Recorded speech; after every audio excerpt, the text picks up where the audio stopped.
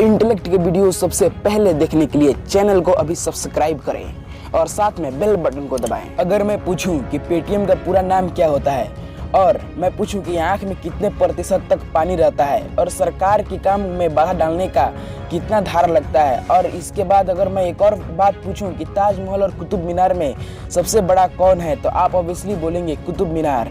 But आप ऐसे ही interesting fact अभी जानने वाले हो ना, सच में आपका माथा एकदम पूरा हिल जाएगा। तो कमेंट में भी कमेंट कर डालो एक ब्यूटीफुल सा। चलिए वीडियो को शुरू करते हैं। फैक्ट नंबर 20, अगर आपसे पूछा जाए कि ताजमहल ऊंचा है या फिर कुतुब मीनार, तो आपका जवाब यही होगा कि कुतुब मीनार ही बड़ा है। लेकिन मैं आपको बता दूं कि ताजमहल कुतुब मीनार से 5 फुट ज़्यादा ऊंचा है, यानी ताजमहल बड़ा है। चलिए फैक्ट नंबर 19, अगर मैं आपसे पूछूं ट्रेन का इंजन चालू करने के लिए कम से कम कितना तेल लगाया जाता है, तो मैं आपको बता दूं 25 लीटर तेल खर्च होता है एक ट्रेन इंजन को चालू करने के लिए, उसको स्टार्ट करने के लिए। वहीं 1 किलोमीटर चलने में ट्रेन को सिर्फ 20 लीटर ही डीजल का खर्च होता है। सच में इनक्रेडिबल फैक्ट है ना, कमेंट करो।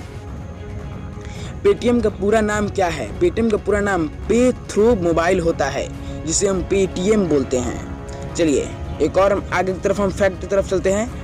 हमारे आँख का लेंस 65% पानी और 3% प्रोटीन से बना होता है, इसीलिए आप प्रोटीन को खाया करो। चलो अगली फैक्ट की तरफ हम चलते हैं। ऊपर आपको काउंटिंग शो हो रही होगी।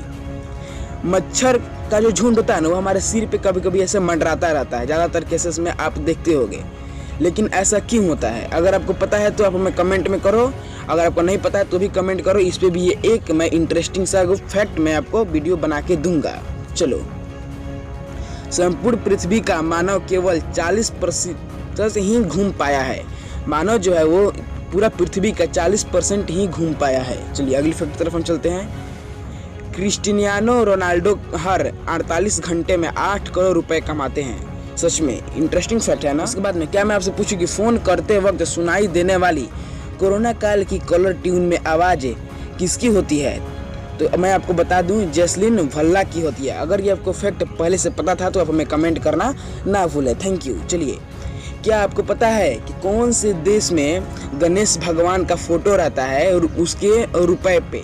वो कौन ऐसा कंट्री है जिसके मतलब रुपए पे गणेश भगवान जी का फोटो रहता है? इंडोनेशिया, जो कि आप अभी स्क्रीन पे देख रहे हैं, वहाँ पे गणेश भगवान जी का फोटो लगाया जाता है। और मैं आपसे पूछूं कि अगर आपका हथेली को गस्सा बनाना है ना, तो थोड़ी सी पिसी हुई काली मिर्च को सिरके को मिलाकर त्वचा पर लगाने से सफ़ेद दाग मिट जाता है। जैसे कि आप कितने लोगों के हाथ ऐसे गंदे होते हैं, जो सफ़ेद दाग वगैरह रहता है, तो सब सफ़ेद दाग मिट जाता है। चलिए अगली फैक्ट की तरफ हम चलते हैं। ऊपर आपको काउंटिंग शो हो रही होगी।